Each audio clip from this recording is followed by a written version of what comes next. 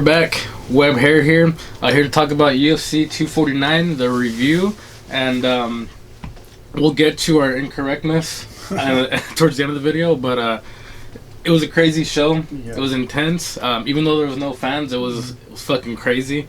Right off the bat, we're not gonna do every fucking fight because it was a long card. But we'll start with the top three, or we'll do the top three. Ngannou and Rozenstruik. Fuck, man. That was fucking scary, bro. Yeah. That shit was scary. It was I think 20-second fight, you said, right? Yeah. 20-second fight. Rozenstruik was 10-0. He's knocked some dudes out already. Mm-hmm. And you just have this fucking big angry thing, bro. Yeah. And Ngannou, and he blitzed him. Given it was very wild, right? Yeah. No technique at all. Yeah. Extremely wild, but with Ngannou, bro, you can't take one of those shots, dude. You can't make any mistakes. No mistakes at all. Yeah. You can't, even if they're wild like that. That's not good for your fucking health, bro. Mm-hmm. Honestly, he clips him, and I think Rozenstruik was already out. Mm-hmm.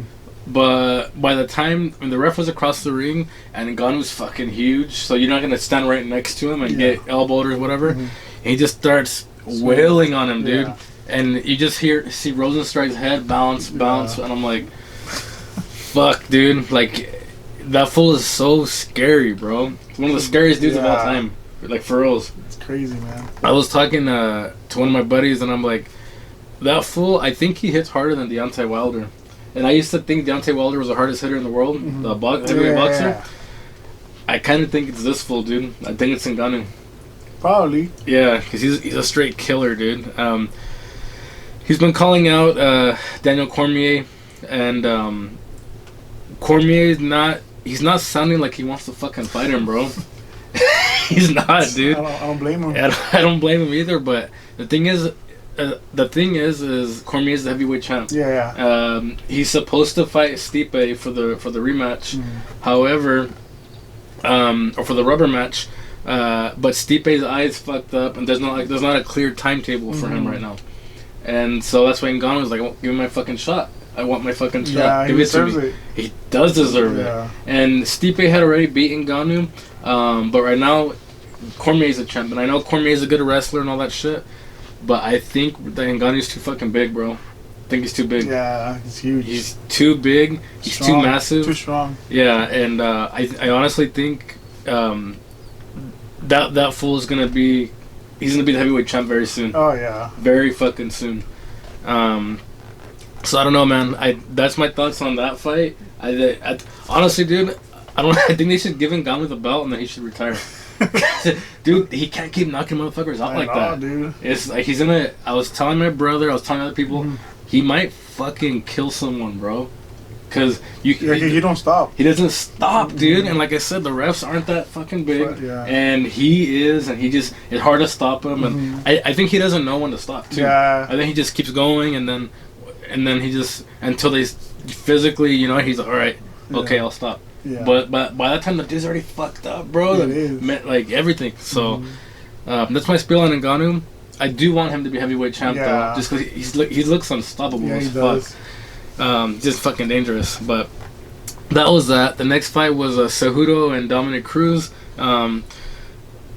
It went somewhat like we expected, right? Went into the past the first round, and the main thing about that fight is people are talking about was early stoppage, and Dominick Cruz was talking about he was fucking pissed afterwards. Yeah. He was saying the referee smelled like cigarettes and liquor, and all that shit. So, I mean, I don't know, dude. Cejudo's just good. I mean, the argument for Cruz was he was walking up. No, yeah. Yeah, he was walking the fence, and Cejudo just, he took advantage of it. But they stopped the fight while Dominic was walking up. So, what do you think it was early?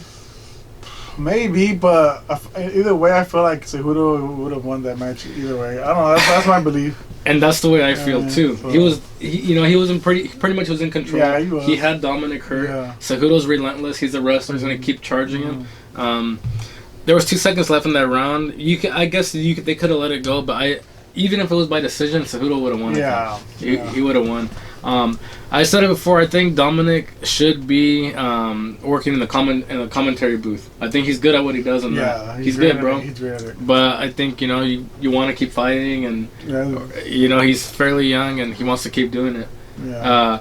The main event, which we had said if we were wrong, we won't post for a few months and shit, but that's not gonna happen. So it's not gonna happen.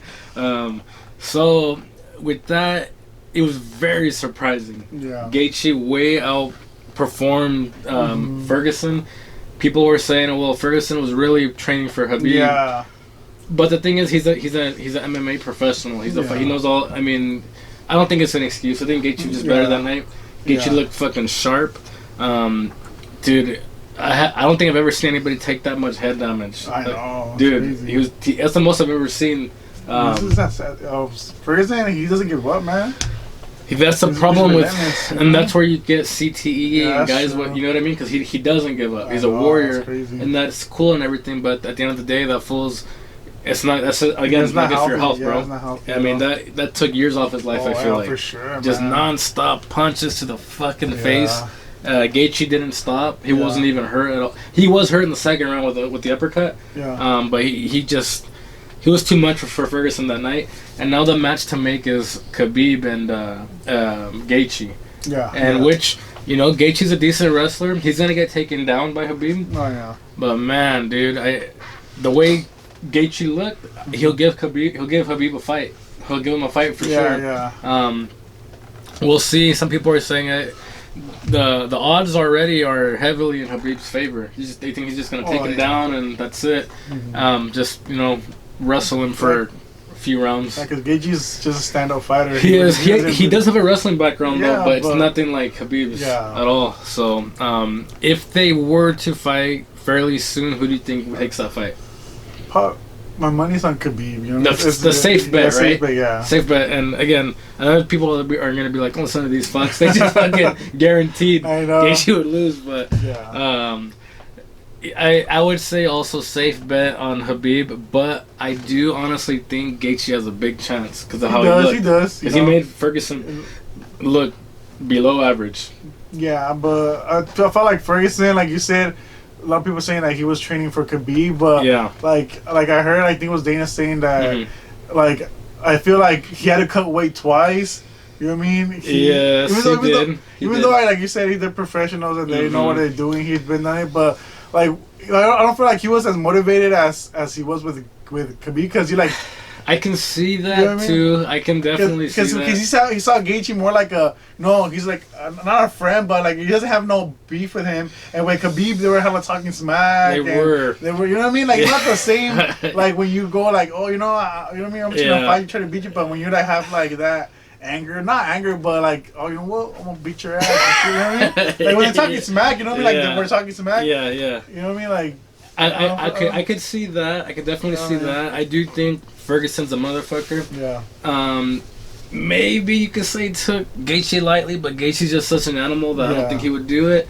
But you have a point. Because remember, because when they backed out, he was like saying like, oh, it's just me and Gaethje are the best, and America, this and that. Remember, he was including both of them, like each other. Yeah, that's true. You know what I mean? Like, so he didn't see him as like, he doesn't see him like a enemy or like a rival. You know, now that you're saying that, he might have thought like, oh, I'm gonna beat this fool's ass real quick. You know what I mean? Yeah, that's what I'm saying. Yeah. He was probably maybe a little bit overconfident. I'm not. You never know. No, you know he probably was overconfident. You know what I mean? Because he was saying, "Oh, it's me and Gaethje are the most badass motherfuckers," this and that. Yeah. Instead of saying like just me myself. You know what I mean? Like so.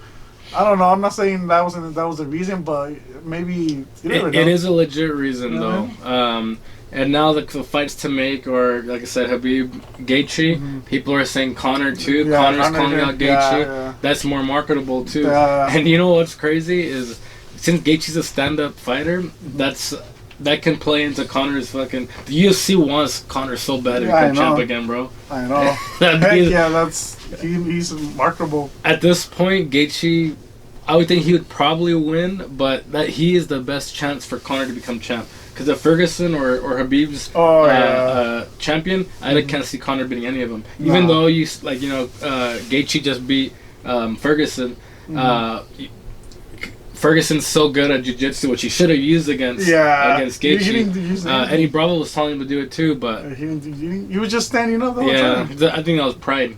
I know, probably. Yeah, so we'll see, man. That's our fucking thoughts on the UFC 249. There was a card tonight too on Wednesday, and then there's a card on Saturday on ESPN. You have our boy Eric Anders fighting. Watch the fucking interview. Web hair.